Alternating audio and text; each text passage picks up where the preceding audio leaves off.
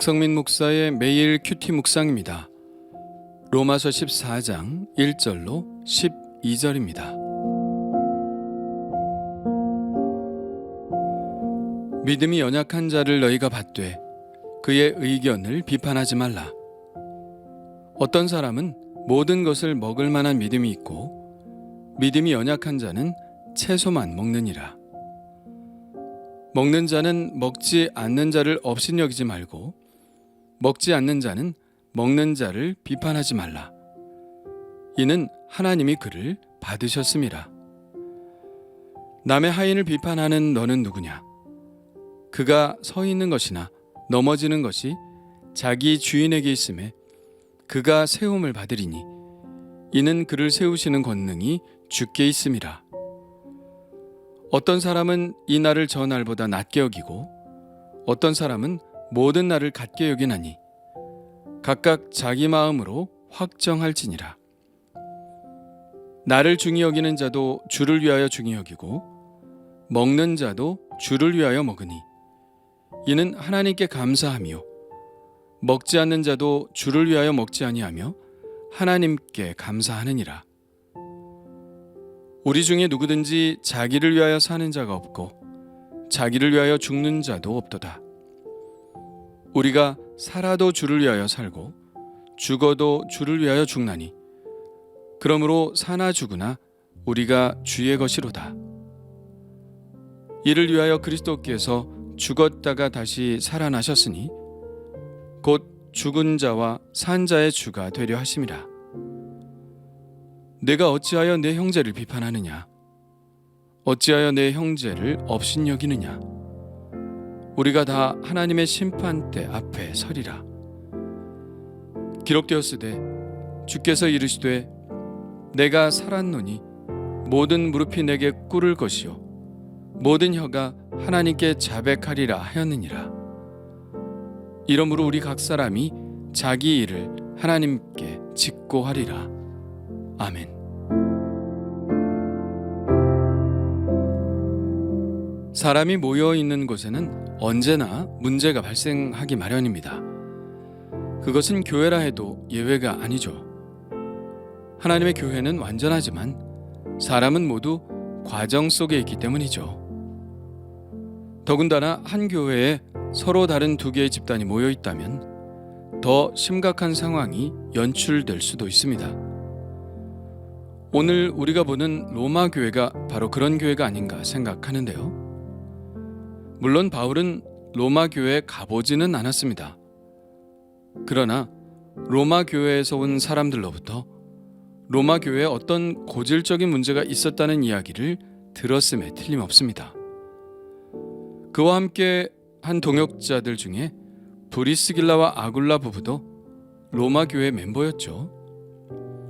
그 고질적인 문제가 무엇이었을까요?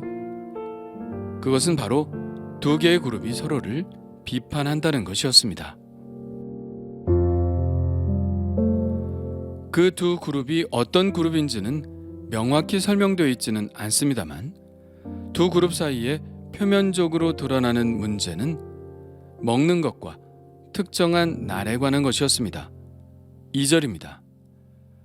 어떤 사람은 모든 것을 먹을 만한 믿음이 있고 믿음이 연약한 자는 채소만 먹느니라.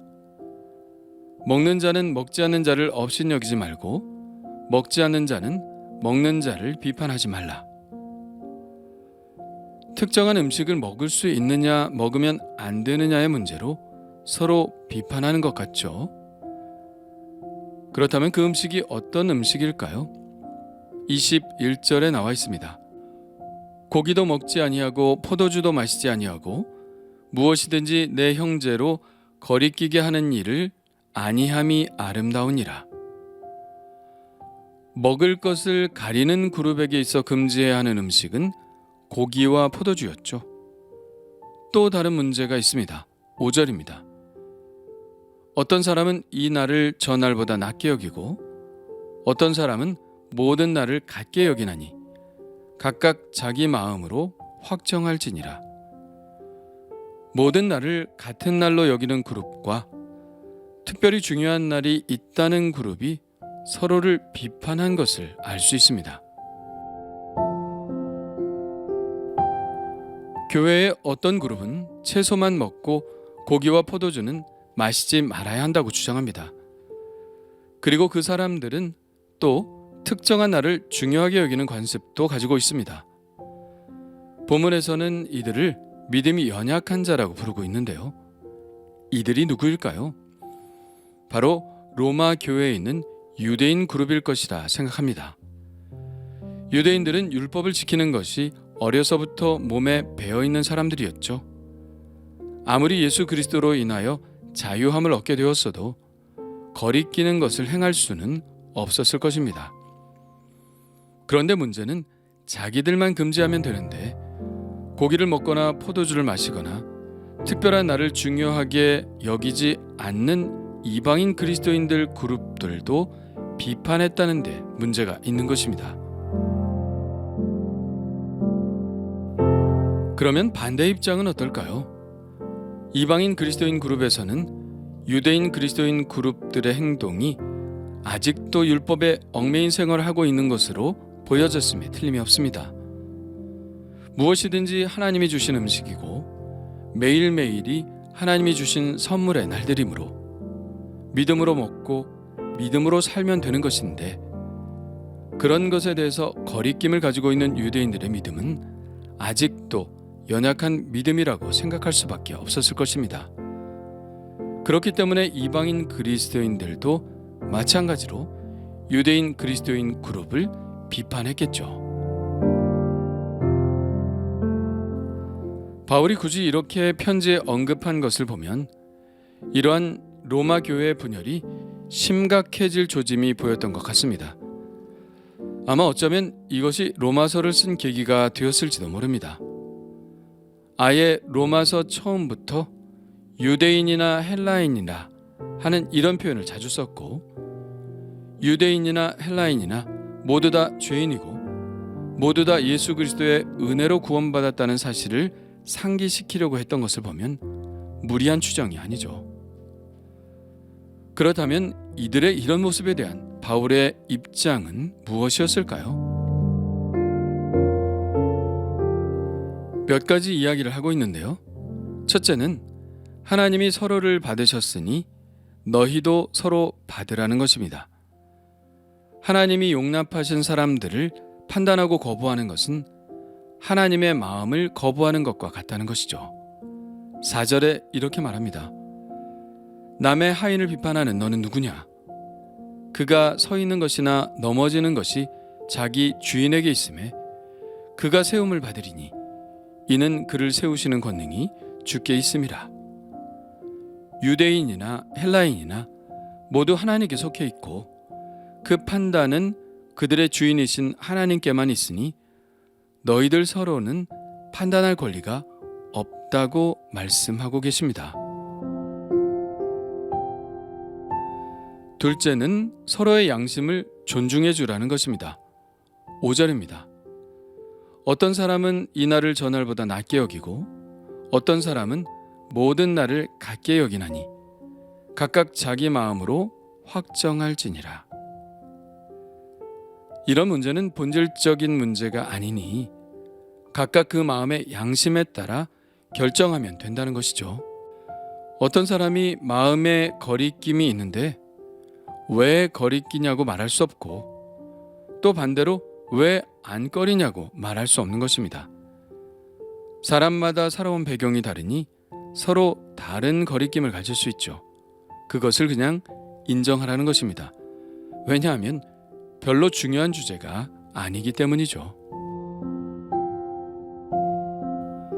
정말 중요한 주제는 바로 이것입니다. 나를 중히 여기는 자도 주를 위하여 중히 여기고 먹는 자도 주를 위하여 먹으니 우리 중에 누구든지 자기를 위하여 사는 자가 없고 자기를 위하여 죽는 자도 없도다. 우리가 살아도 주를 위하여 살고 죽어도 주를 위하여 죽나니 그러므로 사나 죽으나 우리가 주의 것이로다. 이것이 바로 세 번째 이유입니다. 정말 중요한 주제는 우리 모두가 주님을 위하여 살고 주님을 위하여 죽는다는 것입니다. 유대인 그리스도인이나 이방인 그리스도인이나 모두 이런 삶에 동의한 사람들이니 작은 차이들은 인정하자는 것이죠. 만일 이런 삶의 큰 목적에 동의가 되지 않는다면 그때는 분열할 수밖에 없을 것입니다. 정말 큰 문제니까요. 그렇지만 이런 문제는 우리가 서로를 용납하고 서로의 거리낌을 인정하고 가야 하는 부분이지 전혀 다툴 부분이 아니라는 것입니다. 저는 개인적으로 로마 교회가 너무 부럽습니다. 지금 우리는 먹는 것과 날의 문제로 분열되어 있지는 않습니다. 그러나 과연 우리 성도들 중에 그리스도를 위해 죽고 그리스도를 위해 사는 사람이 얼마나 될까요? 그렇다면 로마 교회보다 지금의 우리들의 상황이 더 심각한 것 아닌가요? 네 번째는 우리가 다 하나님의 심판대 앞에 선다는 것을 기억해야 한다는 것입니다. 우리가 하나님의 심판대 앞에 선다면 남의 죄에 대해서 이야기할 기회를 얻을 수 있을까요? 아니요, 전혀 그럴 시간이 없을 것입니다. 그럴 필요도 없겠죠. 오직 자기의 죄에 대해서만 이야기할 것입니다. 12절입니다. 이러므로 우리 각 사람이 자기 일을 하나님께 짓고 하리라. 그러니 남 얘기하지 말고 자기의 죄만 돌아보라는 권면이죠. 오늘 말씀은 작은 문제를 가지고 분열하는 교회들을 심심치 않게 볼 수 있는 우리들의 교회에 큰 교훈을 주는 말씀으로 들려집니다. 어떤 문제가 논쟁할 문제인지, 서로를 용납해야 하는 문제인지 분별하는 원칙을 알려주는 귀한 말씀이라 생각합니다. 우리들의 교회가 이런 기본적인 원칙을 마음속에 담아놓고 있다면 서로 하나가 되어 주님을 위해 앞으로 나아가는 교회가 되지 않을까요? 주님 감사합니다. 다름을 틀림으로 생각하는 우리들입니다. 차이를 용납할 수 없는 것으로 여기는 우리들입니다. 하나님의 지혜를 허락하여 주옵소서.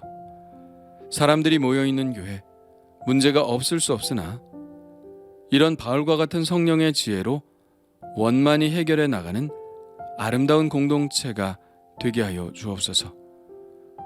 우리의 지혜 되시는 예수 그리스도의 이름으로 기도합니다. 아멘.